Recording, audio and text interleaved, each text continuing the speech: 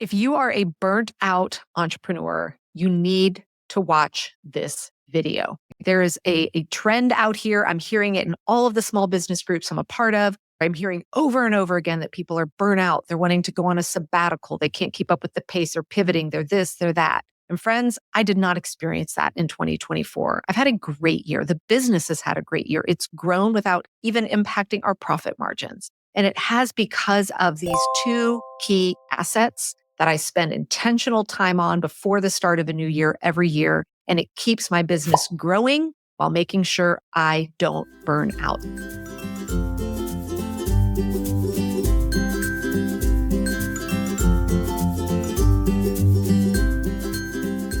Hey there, welcome back to Work-Life Harmony. So at the time that this episode is dropping, we are really getting ready to wrap up the year. This episode is dropping here at the very beginning of December. And I wanted to dedicate an episode specifically to fellow small business owners, solopreneurs, entrepreneurs like myself. If you are juggling running a business of any size, I wanted to give you some tips and share with you two key assets that I firmly believe every small business owner should have in place prior to January. Mine is actually, the draft of it is already done, and I do some fine tuning here over the course of the last few weeks of the year. Now, before I tell you what they are, I want to help you understand why you need them. Because the minute I tell you what they are, you might be like, I don't feel like doing that.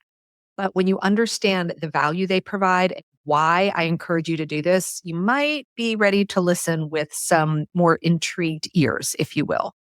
I don't know about you, but over the course of 2024, if you are in any kind of community with other small business owners, I have just heard a ton of people just talking about burnout, overwhelm. They're talking about like wanting to take a sabbatical in 2025. A lot of people were kind of shutting down parts of their businesses or looking for pivots or doing new rebrands. There's just seems to be a lot of kind of exhausted energy out there when I'm in rooms with other entrepreneurs. I always feel a little uncomfortable when I'm in those settings because I haven't experienced that in 2024. The business here, the Pink Bee, it's grown in revenue. It's maintained its profitability without having anybody working more hours. I didn't have to bring on new team members this year. And I'm rolling into the end of the year feeling this is a pace I can keep doing. And I know that so much of this is because of these two things that I wanted to talk to you about today. I firmly believe that without these two things in place, I too could have fallen into exhaustion, pivoting, burnout, unease. The business definitely would not have grown the way that it did. Now, the other reason why these are so important is, let's face it, for a lot of us, the reason why we wanted to start our own businesses was because we wanted to be in control of our time, right? So to me, the definition of time freedom is being in control of my time, meaning I get to decide for the most part, what I'm doing, when I'm doing it, how much I'm working, how much I'm not. When I want to be off, I want to actually be off and like be resting, be on vacation. And in order to really have that, if you want to have sustainability in your life as an entrepreneur and not get burnt out, you're going to need these two things as well. All right. So what are they? I'm going to tell you what they are, kind of give you an overview, and then we're going to kind of break down some details here. So the two things that we really need when we are getting ready to step into a new year is we need what I'm just going to refer to as a time plan. At a high level, where is our time going this year for our business? And then we also need a pairing up with a revenue plan. What are my expectations around income here with the business? And it sounds so obvious, but I know for a fact that the vast majority of entrepreneurs, people running their own business as solopreneurs, are not doing this. They're kind of winging it month after month. They may set a goal for the year, like, oh, I want to make, X amount of dollars this year, but then they're kind of winging it every month on what they're doing to get there. Well, how did that go this month? Not as great. Let me do something different next month, right? And this leads to exhaustion. I promise you it does. I know this because when I was brand new in business, I was doing that too until I realized this is not sustainable. So, first, let's talk about what goes into this kind of New Year time plan. And it's far more simple than you think, but it's incredibly powerful. This should be able to live on one piece of paper. All right. So, if you were to pull out an 8.5 by 11 piece of paper, this 1 year plan could fit on it. And the way I like to do this is I just divide that piece of paper into 12 rectangles, if you will. So 4 rows of three, kind of thinking of Q1, Q2, Q3, Q4. And each rectangle represents 1 month. All that we are capturing in here first, and this is going to be different depending upon the type of business you run, right? You might be running a brick and mortar store. You might be doing an online business. You might be doing a hybrid of both. You may do group work, one-on-one work, whatever it is for you, you will be able to figure that out.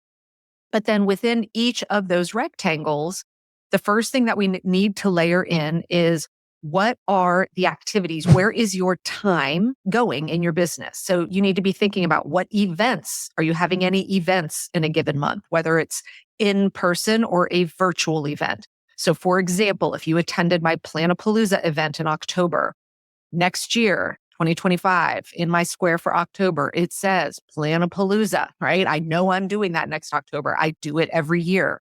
You may also have things like maybe you're launching something new. Maybe you make actual, physical products and you're launching a new product line next year, or you have seasonal things that you kind of launch. You're launching a new product or a new service in a given month. That could go in there. Promotions, right? Do you have a business that does heavy promotions around certain holidays? Maybe you really have a business that I know one of the businesses I talk about that I love, I'm an affiliate for, is Color Guru. They have promotions, different times of years where they do kind of sales on their services. Now, you may also, like I am an affiliate for certain other businesses that I firmly stand behind where I love to participate in promoting their things. That also needs to go into this one-page view. So you're kind of, again, capturing where is your time going? What's your plan for your time around the big things that you're going to be doing in your business over the next year? Now, layered into this, and this is really important because there are people out there that will give you, some tips or steps for building a quote business plan. But especially for my fellow entrepreneurs like myself, we can't build that in a vacuum, right? What this one-page view also needs to include is, when do you know you're not working? Now, I'm not talking about like 2 hours on a Tuesday afternoon. Like for me, I'm talking about, there's 2 weeks off over the holiday season at the end of the year. I'm not working. I'm in full mom mode and I want to capture that. I also take pretty much the entire month of June and half of July off every single summer. I need to write that on that plan as well. So why do I need to do that? Well, I need to make sure that things aren't contradicting, right? If I know that I want to be pretty much not working for the month of June, I don't want to see something huge written in that square that's going to involve me being live and in person, right? Like I would not run Planapalooza in the month of June. That's a huge live event that takes a good chunk of my time. So we need to make sure that we are layering in our outside of work big time commitments into this one-page view as well, to make sure that we're not overbooking, overscheduling. Nothing pains me more than seeing all the funny reels or memes or TikToks or whatever out there showing funny footage of entrepreneurs, quote, on vacation, where they're like in the ocean with their laptop, where they're, sitting beachside while their kids are playing and they're on their laptop, kind of showing the picture of, as an entrepreneur, like you never really get time off. You absolutely should be taking time off, like 100% time off. But it's going to require some upfront planning and thoughtfulness around this. Now, I want to take this conversation of this one-page time plan a little bit deeper, because again, this next step here is what's really going to help you not to actually be able to enjoy your time off, not get overbooked, not get burnout. So let's talk about things like an event or a launch that's going to involve you. And I'll just use Planapalooza as an example as I talk through this, because you guys are, if you've been listening for a while, you're familiar with the event. In my one page in October, it will say I'm holding Planapalooza. But now I need to think about, when do I actually start working on this, right? If I waited till October to start working on it, it would never happen. What you'll see on my one pager is you will actually see in August, there's a note there in the month of August that says early bird launch for Planapalooza. We usually do early bird tickets in the month of August. Okay, so if those need to be ready in August, then now I can work backwards and say, oh yeah, we usually build an entire workbook and that has to go to the printer and it takes time for approval and printing and all of that. And if I see on my calendar, oh, I'm taking the month of June and half of July off, but the early bird and the workbooks need to be ready in August, well, then guess what? That means we need to have that work pretty much wrapped up by the end of May because I want to truly take vacation in June and July. And so when I back through this is why every year we start prepping for an October event in March. And you would not think that if you were just kind of winging it. If you went, oh, I'm going to do this great big event in October. In the month of March, you wouldn't be thinking, I'm going to get ready for that, right? You'd be going, oh my God, I've got tons of time. I don't need to be worrying about that. Well, if we didn't start in March, I could not truly take the time off that I desire in June and July. I'd be getting up early on vacation, trying to work, or just not being able to have the vacation at all. So along with the actual events on that one pager, you need to be asking yourself, when do you need to start preparing for it so that it's not this last minute crunch? Now, I really want to speak to newer business owners, especially if you're running an online business. A lot of people run summits or events where they will bring in multiple speakers, and I get invited to present in a lot of them. I always feel bad when I get a request from someone to say, maybe let's say it's beginning of February. And they'll be like, hey, I'm doing a summit in 4 weeks. I'd love for you to be a speaker. And there's always promotion requirements. I'm thinking, oh man, my promo calendar's booked 6-8 months out, right? And I know if somebody's trying to cram together a summit in a 4-week window, that means that the prep and the thoughtfulness is not going into it. And they're probably running themselves ragged to pull something like that off in such a short amount of time. Again, if you were in Planapalooza, you noticed we had 7 guest experts in there this year. Well, we had those guest experts identified in March, right? So they had all the time they needed to do what their trainings for us, get the stuff into the workbook. They could then put it on their promotion calendars because we were doing this way out ahead. And it just makes things run a lot smoother and a lot less stressful. And think about the same thing with promotions. If you know there's an event that you wanted to promote. So for example, I have a lot of people that promote Planapalooza in October. Well, we communicate with them kind of at the beginning of the year saying, hey, we'd love for you to help promote Planapalooza. Here's when the promotion window is. So they're able to put that into their calendar way out in advance, and we can have really effective communication there as well. Now, once you've built all this out and you're kind of looking at that one pager, right? You really need to go through the lens of when is it that I am not working? When do I want to have that time off? What events do I have planned? And can I pull this off? Do I have the prep time that I need, right? Do I perhaps need to be prepping for something in March that isn't actually happening until October? And having this time plan in place is what 100% keeps the Pink Bee here running at a sustainable pace for myself and for the team as well, because this is something you can share with people that are supporting you in your business and my family too. I put all of that on my giant wall calendar. They can see it. So as a family, we know hey, mom's got this big thing in October. We know about that. So let's not make a choice to maybe go on a weekend trip the couple days before, right? It really helps to get that central communication. Now, I mentioned there was 2 key things, right? There was the time plan, which we just talked about. Now, if you would like to see at a much more granular step-by-step how I create my time plan for all parts of my life, work, business, personal goals, etc. That's what I teach in Planapalooza that I was just talking about. And we still have replays available for about another week or so.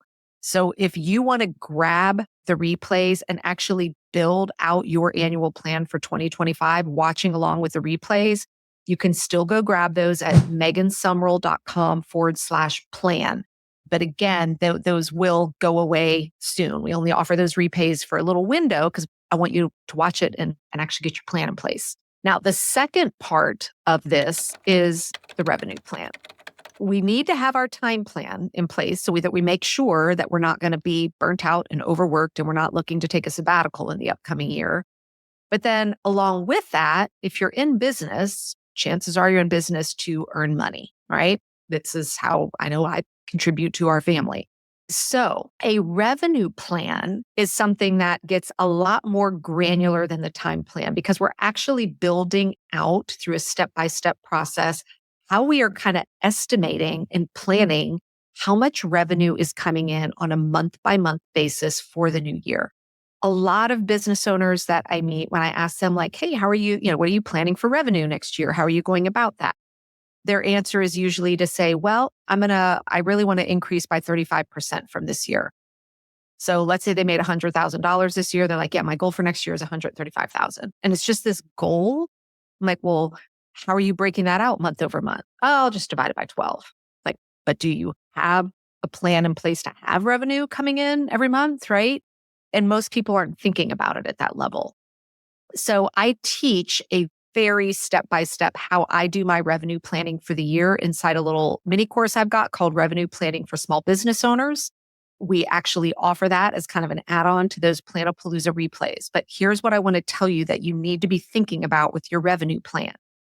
The reason why this time plan and revenue plan have to go in tandem with one another is, for instance, in my life, as I shared, I pretty much take the month of June off.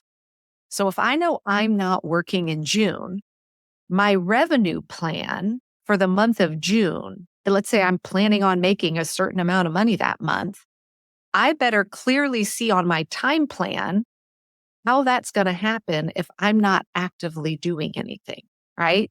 So maybe it's that we have some, evergreen type stuff that's going on sale. I typically do something fun in July for my birthday where we do something related to the top planner. Again, I'm really not working much in the month of July. So I need to make sure that what's showing on my revenue plan makes sense with what is showing on my time plan. And what's really powerful is when you do this revenue planning and then you're actually tracking your actuals every month and you start building a business over a couple years, you start to see patterns in your business, right? So I know typically when there are months where revenue is lower than other months. And if I know that and I plan for that, then I can prepare the business for that. So that otherwise, what would be happening if I didn't see that, plan for it, and prepare for it, if it was a month where maybe revenue was lower, I might start freaking out, right? Oh my gosh, things aren't working. What do I need to do? And I see business owners doing this. They do this. Okay, let me respond real quick. Let me just run a quick flash sale. Let me do some kind of promotion. Let me do something to get money coming in. Well, maybe that's not the solution. Maybe what works best for you is to say, yeah, I'm going to take the gas off a little on these couple months. Maybe I'll put something else in place on my time plan that I know could generate some revenue without involving me being present, right? Or maybe you just decide to say, yeah, those are months where revenue is going to go way down. I'm going to know that. I'm going to plan for it so that if that happens, I don't start freaking out. Now, along with that revenue plan, we also have to be tracking our expenses and therefore our profit. We need to make sure we're actually profiting, not just bringing revenue in as well, right? Now, some other benefits of having this revenue plan that ties to your time plan for your business is, again, I already mentioned, it keeps you from not freaking out if you're having a lower month, but you're like, oh yes, I planned for that because we didn't have anything big going on this month, but the next 2 months we do, right? So it helps me not get emotional in the highs and lows that is being a business owner. And then it really allows me to have a lot more meaningful conversations with my CPA when we're doing tax planning and bookkeeping and all of that for the business. So it definitely can level up that whole experience too. But again, at the end of the day, these two kind of artifacts, if you will, they need to match. They need to talk to each other. They need to make sense side by side. If I see I have absolutely nothing going on in the month of June on my time calendar, but I'm like, hey, I'm going to make $75,000 that month. I need to step back and go, well, where is that coming from? Right. And I need to make sure I know how that's even happening. And then this document, this time document gets to be a living, breathing document. I'll have my plan for the year, but things are going to pop up. I might change my mind. I might learn about something I want to do that I think would be cooler than what I'd planned to do.